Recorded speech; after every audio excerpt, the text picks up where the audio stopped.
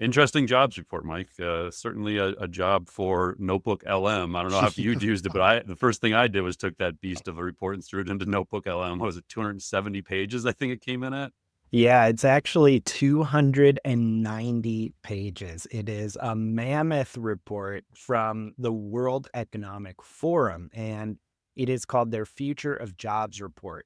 This is a highly anticipated report they release regularly, and this one brings together perspectives from over 1,000 leading global employers, and collectively, these employers represent more than 14 million workers across 22 industry clusters and 55 economies from around the world. Now, there are a ton of stats in here worth paying attention to. Like we just mentioned, go drop this into Notebook LM and query it for yourself. But there are some really big ones that struck us that are related to AI. So this is kind of the money quote here. According to the report, quote, half of employers plan to reorient their business in response to AI. Two-thirds plan to hire talent with specific AI skills, and 40% anticipate reducing their workforce where AI can automate tasks. Now, they are also looking to upskill existing talent where possible. In response to expected AI disruption, these respondents said that reskilling and upskilling of the existing workforce in order to have them work more effectively alongside AI, this was the most anticipated workforce strategy. By 2030, 77% of the surveyed employers plan to implement some type of strategy like that to make sure their workers are effectively trained to work alongside AI. So, Paul, as we dive into some of the stats here, like that quote really puts it into perspective, I think, like especially that part about the 40% of leading global employers anticipating reducing their workforce due to AI. Like, does that sound pretty serious to you? Yeah, so I mean, this is like we said, I would definitely put this into Notebook LM. It is the best way to interact with it, and kind of like get do your audio overview and listen to like the 10-minute version of this thing. But um, the thing I always look at in these reports is this is obviously a vast study, 14 representing 14 million workers is not insignificant. Um, but at the end, they do break it down by country. Like you can drill in and go, like I think page 214 to 215 has the US data. So it takes its overall data and then it breaks it down. Now, the thing you always have to keep in mind with these kinds of reports is um, they are relying on people who may not fully understand AI to answer questions about the impact of AI. So it's just like you have to always keep that in the back of your mind. Obviously, a lot of the people they interviewed may have deeper knowledge of generative AI and different AI capabilities, but there's a reasonable chance that people they're interviewing don't actually fully comprehend the state we're in right now. So, and we'll kind of come back around to that theme throughout today's episode. Um, but the one thing I noted is just I went to the United States pages, like I mentioned, page 214 to 215, and the question about share of organizations surveyed that identify the technology trend as likely to drive business transformation. So AI and information processing technologies, Mike, as you alluded to, 94% in the United States. So it's Mm, almost unanimous that yep. everybody sees this as like the driver, robots and autonomous systems. Now, keep in mind, it's a diverse collection of industries. So if you're in, I don't know, financial services, robots might not impact you. Your definition of autonomous systems may or may not, decide that you would say yes or no to this question. So you always have to keep that in context. There was quite a bit about generative AI, and again, this is where Notebook LM becomes very helpful. Just you can drop it in, let it do its processing, and then say, okay, talk to me about any generative AI highlights from the report, and it'll pull those out and it'll highlight them and cite them, and you can click through and go look specifically at those sections. So that's what I did. I did not read the full 290-page report. Um, but I'll call out this excerpt real quick because it shows you the uncertainty that is present within these projections as we look out the next 5 years. So the report says, while the full extent of long-term productivity gains from the technology remains uncertain, workplace studies have identified various initial ways for generative AI to enhance human skills and performance.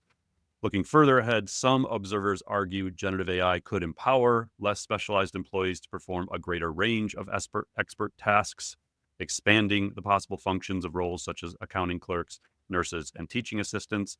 Then it goes on to say, however, without appropriate decision-making frameworks, economic incentive structures, and possibly government regulations, there remains a risk that technological development will be focused on replacing human work, which could increase inequality and unemployment.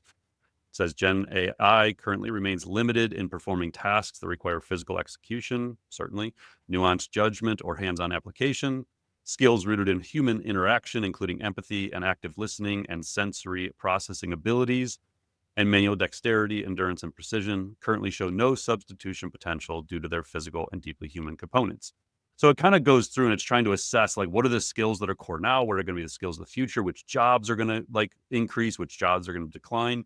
They did call out a study. They looked at data from Coursera, and the report looked at data. I think that most of this research was conducted from May to August 2024. So it's relatively fresh data from research reporting standpoints. Um, so they in the Coursera data, they say Coursera data generated for the Future of Jobs report reveals significant growth in demand for generative AI training among both individual learners and enterprises. Demand for AI skills has accelerated globally.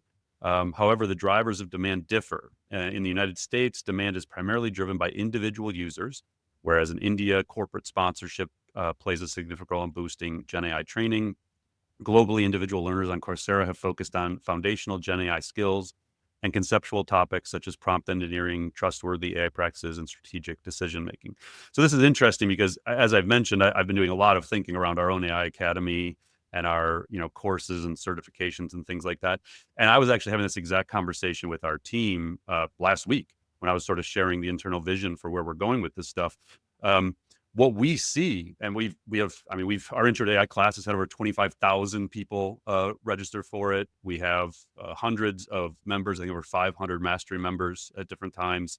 Our piloting AI course is over 1,500 learners. Scaling AI is over 300, I think. So we have a decent sample size of our own data to look at.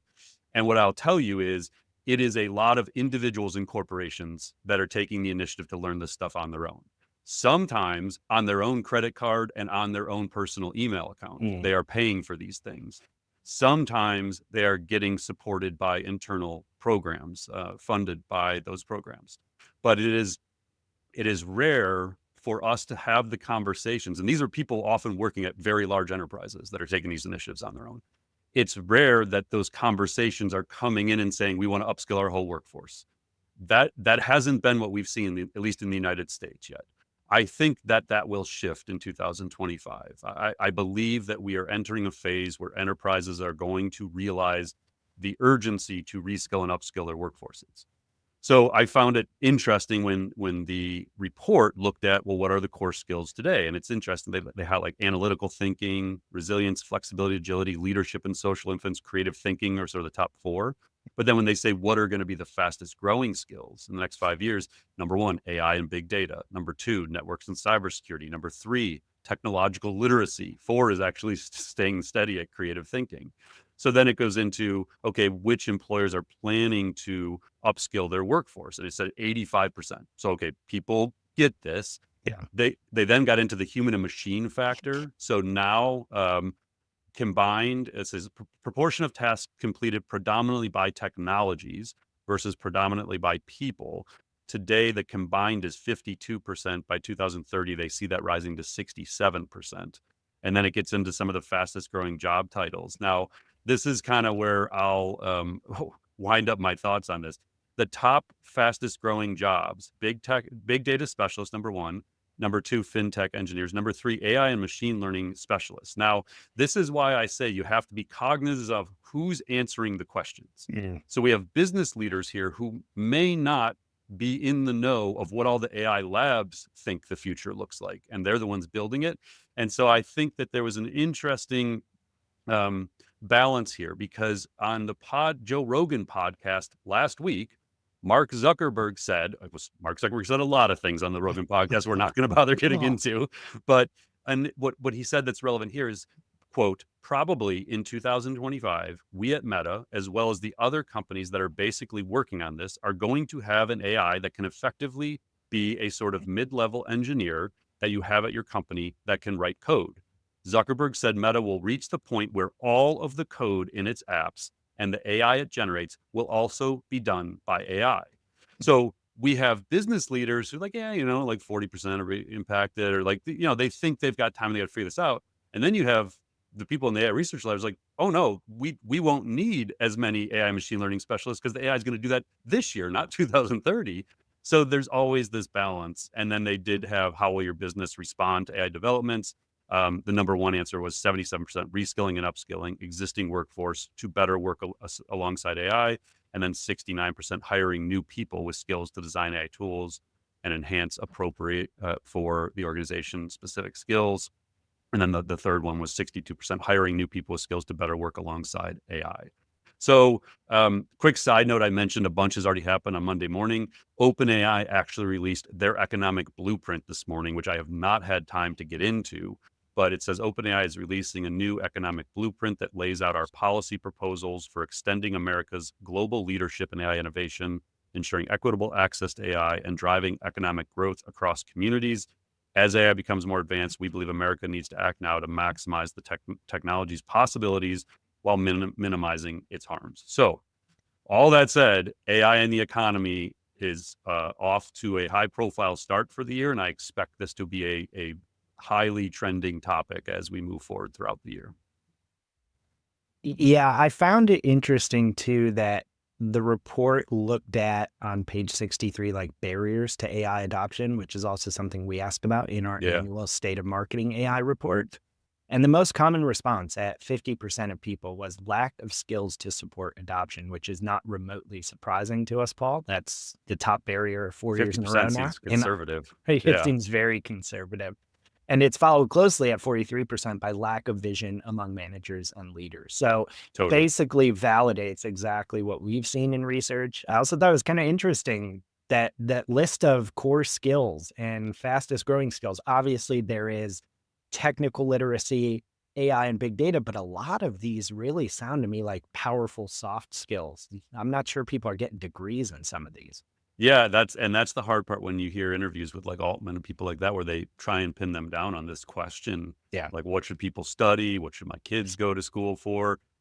It's a lot of like very soft answers, soft skills and soft answers. It's like, okay, well, what do you study to get those? And how am I going to monetize those? Like, what are the jobs I'll be using those soft skills in?